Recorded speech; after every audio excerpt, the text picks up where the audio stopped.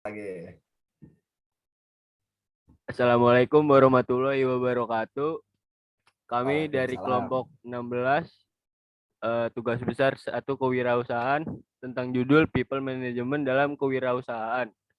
Di dalam ini ada anggotanya. Yang pertama Maulana Akbar Syarif Hidayatullah, yang kedua ada Aldiansyah. Yang pertama pengertian People Management. People Management adalah kemampuan untuk memberikan motivasi, mengatur dan mengarahkan para karyawan dalam menjalankan tugas-tugasnya, sehingga produktivitas kerja mereka bisa meningkat. Selain itu, people management juga bertujuan untuk mendorong pertumbuhan karyawan dalam kapasitas profesional. Skill yang satu ini penting dan wajib dikuasai dengan baik oleh pemimpin maupun manajer perusahaan. Nah, jadi people management itu yaitu suatu kemampuan untuk memberikan motivasi, mengatur dan mengarahkan. Dan people management juga bertujuan untuk mendorong pertumbuhan karyawan dalam kapasitas profesional. Skill yang satu ini wajib dan penting dan wajib dikuasai dengan baik oleh pemimpin maupun manajer perusahaan. Lanjut. Setelah itu ada penerapan soft skill di dalam people management. Yang pertama, komunikasi. Komunikasi selalu menjadi hal penting dalam sebuah hubungan kerja, baik itu antara atasan dengan bawahan maupun pekerja dengan jabatan yang setara. Komunikasi ini juga menjadi bagian penting dari people management, sebab manajer akan bertanggung jawab untuk mengatur kinerja pada bawahnya, sehingga dibutuhkan kemampuan berkomunikasi yang baik sejak awal. Yang kedua ada active listening. Bukan hanya memberikan arahan dan berbagai informasi penting lainnya, seorang manajer juga harus terbiasa mendengar. Para karyawan akan memiliki banyak kendala dalam bekerja, termasuk berbagai cerita maupun hal lainnya yang mereka ingin sampaikan. Lanjut Aldi. Dilanjut aja sampai nomor 5 biar sekaligus. Yang ketiga, manajemen konflik. Lingkungan kerja tidak akan selalu aman dan tenang, sebab sesekali konflik pasti akan terjadi di dalamnya. Ada banyak orang yang terlibat di dalam lingkungan kerja. Jadi konflik di antara para karyawan merupakan hal yang sangat wajar. Kondisi seperti ini bahkan bisa saja sering terjadi, terutama di dalam sebuah tim kerja. Lalu yang keempat, kolaborasi. Kemampuan berkolaborasi juga menjadi hal yang sangat penting. Apalagi jika Anda kelak menjadi manajer yang menangani beberapa tugas yang berbeda. Lalu yang terakhir ada fleksibel. Manajer juga harus bisa bersikap fleksibel dan mudah menyesuaikan diri dengan berbagai kondisi yang berbeda. Tidak harus selalu sesuai dengan jadwal atau rencana kerja. Berbagai tugas sangat mungkin memaksa Anda untuk mengambil keputusan dan juga tindakan dengan cepat. Oke, jadi penerapan soft skill di dalam people management itu ada 5, yaitu yang pertama komunikasi, yang kedua active listening, yang ketiga manajemen konflik, keempat kolaborasi, dan kelima fleksibel. Nah, yang pertama komunikasi. Komunikasi itu selalu menjadi hal yang penting di dalam sebuah hubungan kerja, baik itu antara atasan atau dengan bawahan. Nah, yang kedua active listening. Active listening itu bukan hanya memberikan arahan dan berbagai informasi penting lainnya. Seorang manajemen juga harus terbiasa mendengar. Yang ketiga, manajemen konflik. Lingkungan kerja tidak akan selalu aman dan tenang, sebab sesekali konflik pasti akan terjadi di dalamnya. Ada banyak hal yang terlibat di dalam lingkungan kerja. Jadi konflik di antara para karyawan merupakan hal yang sangat wajar. Yang keempat, kolaborasi. Kolaborasi itu suatu kemampuan juga menjadi hal yang sangat penting. Apalagi jika Anda kelak menjadi manajer yang menangani beberapa tugas yang berbeda. Yang terakhir, yang kelima, yaitu fleksibel. Fleksibel itu manajer juga harus bisa bersikap fleksibel dan mudah menyesuaikan diri dengan berbagai kondisi yang berbeda. Oke. selanjutnya. Lalu di sini juga ada meningkatkan kemampuan people management. Yang pertama, fokuslah pada satu keterampilan dulu. Fokuslah pada satu keterampilan sehingga bisa mempelajari dan menguasainya secara maksimal. Jika sudah benar-benar dikuasai dengan baik, maka kita bisa memulai keterampilan lainnya. Lalu yang kedua ada belajar dari mentor yang ahli. Jika merasa membutuhkan bantuan, maka cobalah untuk mencari seseorang yang benar-benar ahli di bidang ini. Saat belajar dari mentor yang tepat, maka kita akan lebih mudah untuk mendapatkan pemahaman yang tepat, termasuk mengasah kemampuan secara lebih maksimal. Yang ketiga, ada jangan malu untuk meminta saran dari manajer lain. Kita bisa mendapatkan kedua dalam proses belajar, saran ataupun nasihat akan sangat berguna. Kita bisa mendapatkan kedua hal tersebut dari manajer lainnya di perusahaan, terutama mereka yang sudah berpengalaman. Lalu yang keempat, mengelola kesadaran diri. Untuk melatih skill ini, kita seharusnya mampu mengolah kecerdasan emosional melalui tahapan evaluasi yang jujur dan terbuka, atau kesadaran yang tinggi bagi seorang manajer atau pemimpin merupakan hal mutlak yang wajib dipunya. Karena bisa dikatakan, inilah yang membuat kita menjadi kompetitor dan membedakan Anda dari anggota tim pada umumnya. Yang kelima, membangun kepercayaan. Kepercayaan itu sangat sulit dibangun, namun mudah dirusak. Itu sebabnya jangan pernah mengecewakan kepercayaan dari siapapun.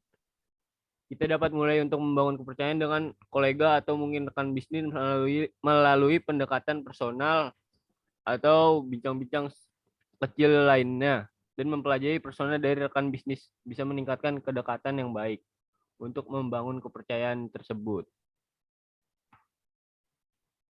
Aldi, ayo.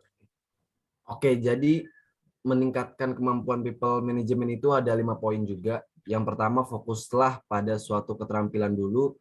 Yang kedua, belajar dari mentor yang ahli. Yang ketiga, jangan malu untuk meminta saran dari manajemen lain. Yang keempat, mengolah kesadaran diri. Yang kelima, membangun kepercayaan. Nah, jadi yang pertama, fokuslah pada suatu keterampilan dulu. Fokuslah pada suatu keterampilan dulu. Jadi, fokuslah pada suatu keterampilan dulu sehingga bisa mempelajari dan menguasai secara maksimal. Jika sudah benar-benar menguasai dengan baik, maka baru bisa mulai keterampilan lainnya. Yang kedua, belajar dari mentor yang lain. Nah, jika merasa membutuhkan bantuan, jangan malu. Cobalah untuk mencari seseorang yang benar-benar ahli di bidangnya. Saat belajar dari mentor yang tetap, maka kita akan lebih mudah untuk mendapatkan pemahaman yang tepat, termasuk mengasah kemampuan secara lebih maksimal. Yang ketiga, jangan malu untuk meminta saran dari manajer lain. Nah, dalam proses belajar, saran ataupun nasihat akan sangat berguna. Kita bisa mendapatkan kedua hal ini dari manajer lainnya di perusahaan, terutama mereka yang sudah berpengalaman. Kita bisa belajar banyak dari orang-orang yang seperti ini. Jadi jangan malu untuk bertanya intinya. Yang keempat, mengelola kesadaran diri. Untuk melatih skill ini, kita sejatinya harus mampu mengelola kecerdasan emosional melalui tahapan evaluasi yang jujur dan terbuka, atau kesadaran yang tinggi bagi seorang manajer atau pemimpin merupakan hal yang mutlak yang wajib dipunyai. Yang kelima ini membangun kepercayaan. Nah, kepercayaan itu mahal karena sulit dibangun, namun mudah dirusak. Itu sebabnya jangan pernah mengecewakan kepercayaan dari siapapun. Kita dapat mulai untuk membangun kepercayaan kolega atau mungkin rekan bisnis melalui pendekatan profesional atau small talk, dan mempelajari persona dari rekan bisnis bisa meningkatkan kedekatan yang baik untuk membangun kecerdasan. Oke, selanjutnya. Oke, lalu di sini juga ada tujuan people management. Yang pertama, tujuannya mengenai konflik antar pekerja. Konflik merupakan hal yang sangat wajar dalam dunia pekerjaan. Gesekan antar karyawan akan dapat diredam dan para pekerja dapat bekerja lebih optimal apabila sang manajer atau pemimpin dapat mengorganisasi sumber daya manusia dengan baik dan atau dengan profesional. Yang kedua, memaksimalkan kemampuan sumber daya manusia.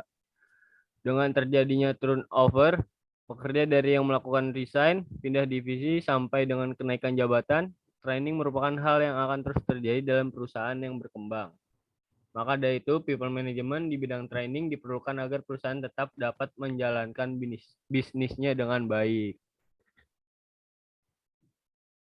Lalu yang ketiga, tujuannya pengelolaan waktu yang baik. People management yang diorganisasikan secara baik akan berdampak pada optimalnya waktu dan tercapainya tujuan-tujuan perusahaan. Hal ini dikarenakan setiap pekerja mengetahui deadline setiap pekerja sehingga dapat mengelola pekerjaan masing-masing melalui skala prioritasnya. Yang keempat, membangun budaya perusahaan. Sebagai seorang pemimpin, apapun yang kita lakukan akan dilihat dan diperhatikan oleh semua pekerjamu.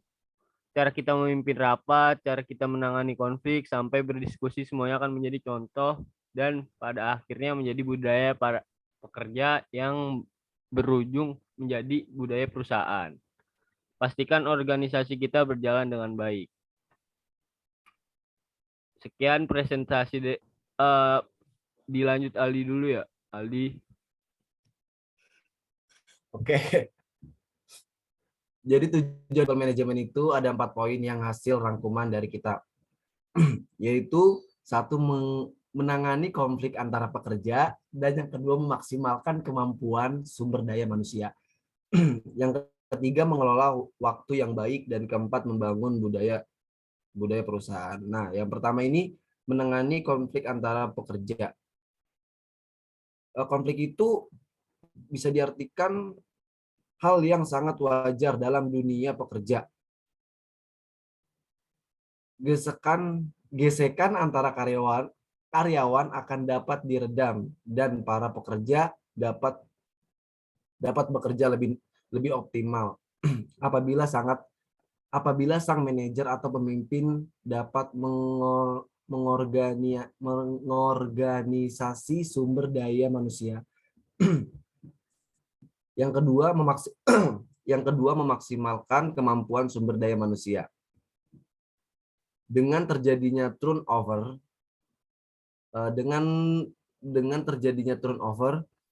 pekerja dari yang melakukan resign pindah divisi sampai dengan kenaikan jabatan. Training merupakan hal yang akan terus terjadi dalam perusahaan yang berkembang. Yang ketiga, pengelola waktu yang baik, people management. Yang diorganisasikan secara baik akan berdampak pada optimalnya waktu dan terciptanya tujuan-tujuan perusahaan. Yang terakhir yaitu membangun budaya perusahaan. Nah, sebagai seorang pemimpin, apapun yang kita lakukan akan dilihat dan diperhatikan oleh semua pekerjamu. Cara kita memimpin rapat, cara kita menangani konflik, sampai berdiskusi, semuanya akan menjadi contoh. Dan akhirnya menjadi budaya para pekerja yang berujung menjadi budaya perusahaan. Jadi itu tujuan people management. Selanjutnya akan dilanjut oleh Maulana Akbar. Ya, dari sekian presentasi dari kelompok 16, bila ada kurangnya, mohon maaf. Terima kasih. Assalamualaikum warahmatullahi wabarakatuh. Waalaikumsalam warahmatullahi wabarakatuh.